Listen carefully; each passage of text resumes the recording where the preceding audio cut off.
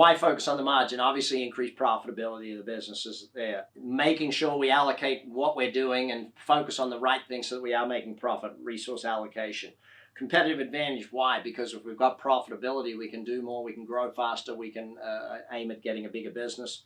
Financial stability and growth is obviously on the list, and investor confidence and partnerships. I'll touch on that one in a little bit. So,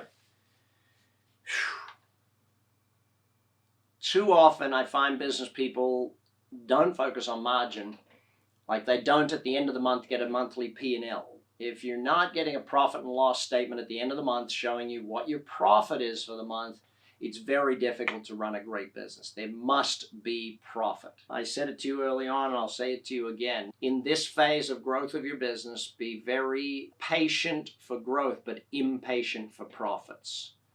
Okay? Profit is key right now. So let's take a look at the 7 areas that we're going to focus in on in this segment. Most profitable customer segment, definitely. Knowing your costs, most definitely. That's the accountant in me kicking in right there. Budgets, again, the accountant in me kicking in there. And by the way, I'm going to teach you how to do a no-budget budget, so don't panic about that.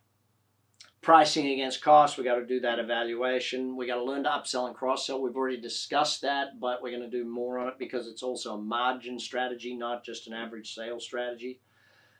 Sales and marketing efforts to do more margin. Again, I'm going to break that down as to how margin can be impacted by your sales and your marketing.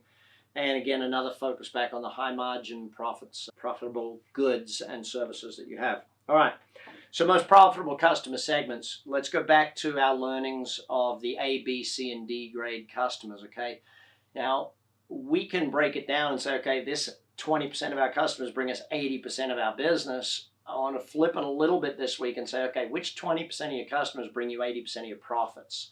Which of your customers are the most profitable? Not just the most revenue, not just the most sales, but the most profitable customers in the business. Which ones are buying the things that actually give you bottom line, not just the things that build up the ego because there's a high sales number sort of thing. So once you've identified those, chat with your coach about how there's more strategies you can get to get in with them and get the results.